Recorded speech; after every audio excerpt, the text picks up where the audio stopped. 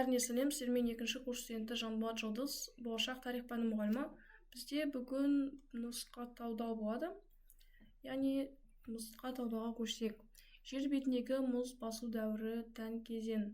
Мұнда бізде дұрыс жауап палеолит болып табылады. Яғни палеолиттің сонымен мезолит басталуы ғой.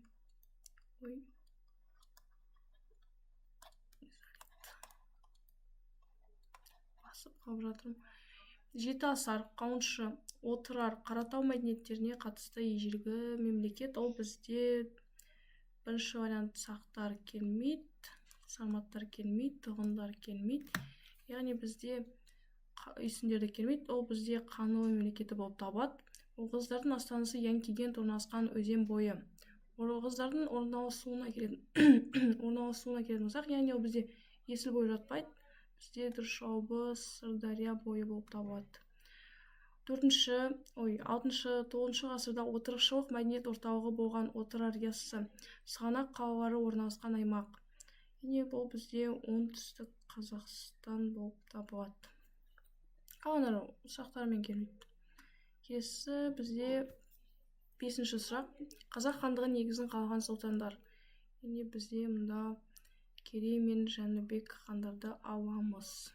Келесі ол бізде Есім хан билігі кезінде алғашқы қазақ-бұхар шайқасы болған жыл. 1710 жылы бізде Қарақұм құрылтайы болған. Яғни Қарақұм құрылтайы бойынша ол бізде 1710 жылы болған және 300 өкілдерінің жоңғар басшылығына қарсы күрес жолында ұйымдастыру үшін құрылтай ұйымдастырған, яғни бір-бірімен совет жасайтуге. Бізде қалған жылдарды қарастырсақ, бізде 1603-ке келіп қойдық, яғни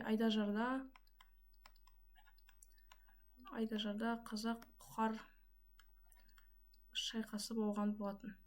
Яғни бізде 1603 жыл дұрыс. 19 ғасырда өмір сүрген көрнекті ағартушы, этнограф. Яғни сразу бірден бастаймыз. Алтынсарин, Байжанов, Байжановқа келетін болсақ, бізде ол әйгілі сазгер. Яғни ол жаяу Мұса Байжанова.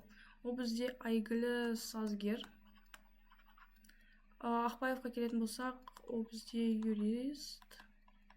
Және де дұрыс жауап Алтынсарин бірінші варианттан. 1710 жылы қазақ жүздерінің белгілі өкілдері жоңғарларға қарсы соққы берудің мүмкіндіктері талқыланған жерге келетін болсақ, яғни бізде бұл 8-ші сұрақ. Біріншісі ол бізде біріншісі Көктөбе бізге келмейді, Қостөбе келмейді, Ордабасы да келмейді, Күлтөбені алмаймыз, Қарақұм болады бізде. 20 ғасырдың басында қазақ газетінің шығуына атсалысқан қайраткерді беру керек бізге, белгілеу керек.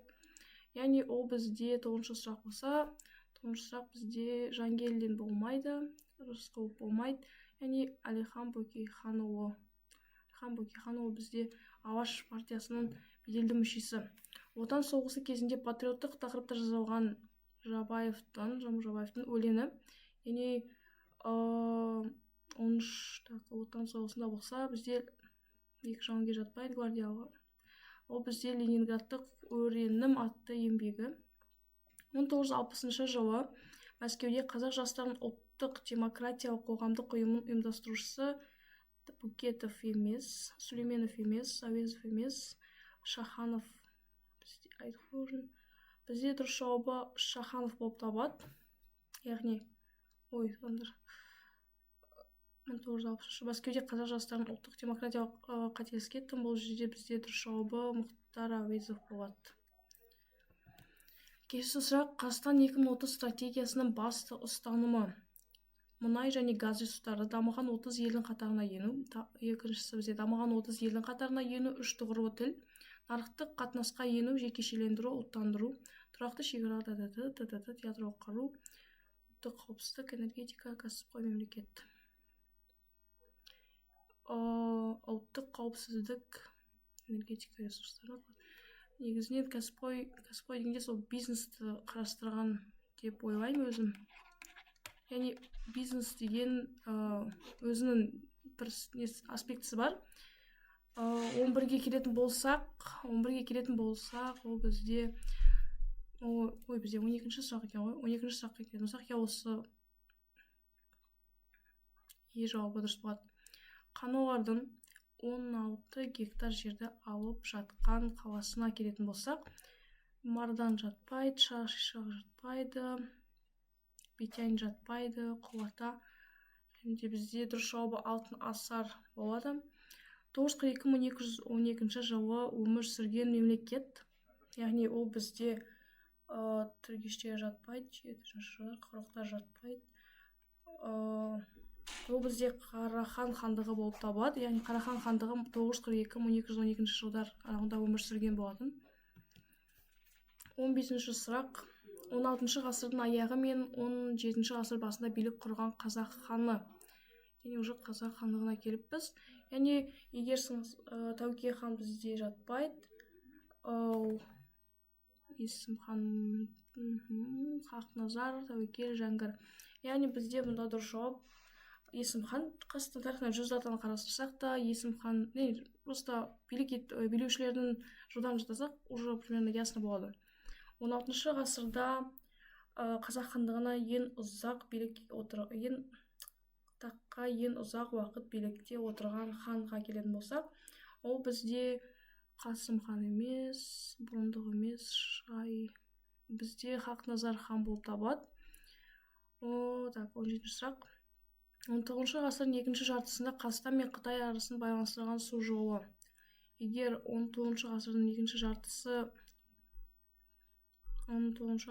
жартысында болса, және Қазақстан мен Қытай арасындағы байланыстырылған жол болса, ол бізде Іле болып табылады. Сразу 1989 жылы шілде айында Қарағанды шахтерлерінің ереуілінде қойылған саяси талаптарының біріншісі бізде Семей ядролық полигонын жабу, Ауғанстаннан кеңес әскерлерін шығару, Қарағандыда қазақша балабақшаларды ашу, Қарағанды қаласын еркін экономикалық аймақ деп жариялау. Және де соңғысы бізде қазақ тілін мемлекеттік дәрежеге көтеру. Яғни ол бізде Қарағанды шахтерлер, ол бізде Семей ядролық полигонын жабу. 1991 жылы қыркүйектің 7-сінде болған Қазақстан Компартиясының төтенше съезі қабылданған шешім. 1991 жылы бізде Қазақстан егеменді ел болуы жатпайды қыркүйекке. Бұл қамшы тәуелсіздіктен кейін болдық. 1992 жылы 2 наурызда. ыдырау жатпайды. Қазақстан Компартиясын тарату, тәуелсіздік мемлекеттер достастығын құру жатпайды. Яғни бізде Қазақстан Компартиясын тарату болады. Яғни компартия байланысты сұрақ, және компартияны таратады.